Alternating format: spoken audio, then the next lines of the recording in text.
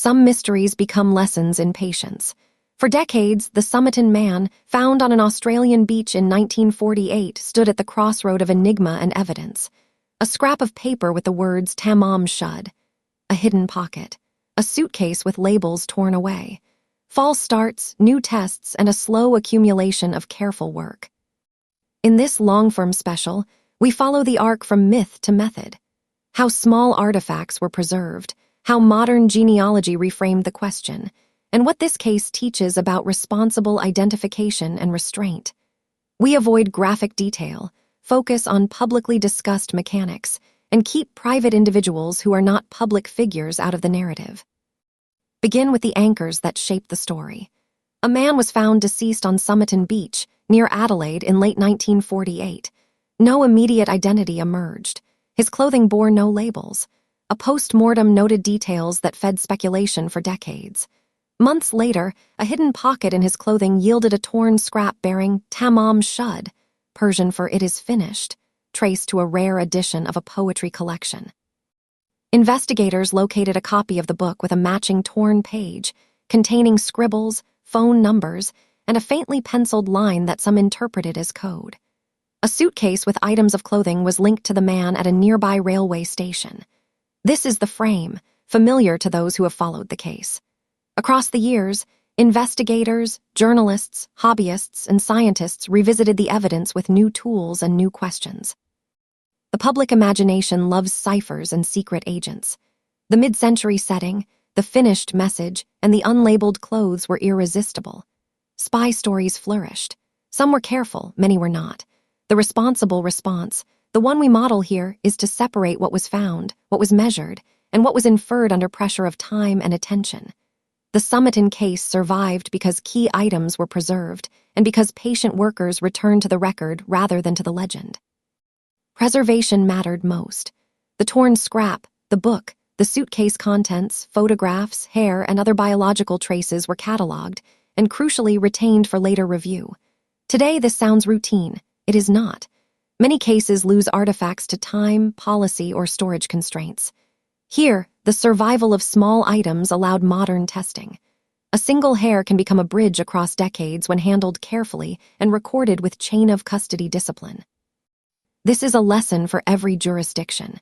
If you want tomorrow's tools to help, protect today's fragments with boring, meticulous habits. Modern methods reframed the case. Where earlier decades focused on cryptic notes and personality sketches, the 21st century offered new paths: isotope analysis for geographic hints, facial comparison against archives with all the caveats we must keep in mind, and eventually genetic genealogy from preserved biological material. The logic of genealogy is simple to describe and difficult to do well. You begin with a DNA profile from the unknown person. You search for distant matches in databases that allow such use. You build family trees from public records around those matches. You look for a person whose age, sex, and life patterns could fit the unknown. And then you step away from inference and toward confirmation, a direct comparison using appropriate relatives or preserved samples. The genealogical tree is a map. The confirmatory test is the compass pointing north. Public reporting in recent years described an identification proposed through this method: a name, a life, a trade, and family connections that could explain details once seen as mysterious. What matters for our purposes is not the debate over any single step. It is the discipline of two-stage thinking. Stage 1. Hypothesis from matches and trees, labeled as provisional. Stage 2. Confirmation through direct DNA comparison to appropriate relatives or preserved material, subject to peer scrutiny, legal process, and ethical review. Responsible investigators and communicators keep these stages separate. They avoid turning hypotheses into headlines before the compass has had its say. The Somerton journey also shows how small, contextual facts can be misread when story outruns evidence. The torn labels were not a proof of espionage. They were a clue that someone, somewhere, valued privacy or resale. The Tamám Shud scrap was not a suicide note by itself. It was an artifact that carried many possible meanings until placed against a fuller backdrop. The penciled letters in the book were not a code by necessity. They could have been anything from a shopping mnemonic to an idiosyncratic mark. Curiosity is welcome. Certainty requires scaffolding. Good practice allowed ambiguity to survive until better tools arrived. Genealogy in a case like this raises ethical questions, even when the subject is from another era. A modern identification touches living families. Some may find closure, others may feel exposed. Respectful practice means contacting relatives privately, confirming relationships with care, and framing public statements with restraint. It means avoiding sensational claims about a person whose life choices and private history cannot be cross-examined. It means clearly distinguishing what is confirmed by documents from what is plausible or likely. If we cannot answer a question without turning living people into unwitting characters, we should leave that question in the quiet category labeled unknown.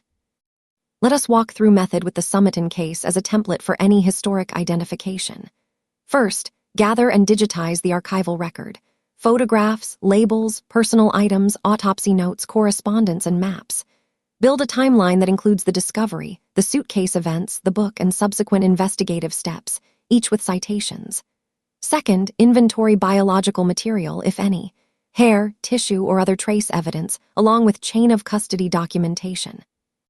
Consult with forensic laboratories about extraction methods that preserve as much material as possible for future testing. Third, if policy and law allow, generate a genetic profile suitable for distant matching in consumer-style databases that support law enforcement or historical cases with appropriate consent and case-type restrictions. Fourth, begin tree building from matches, documenting each inference and clearly marking uncertainty. Fifth, pause and seek independent review before public statements.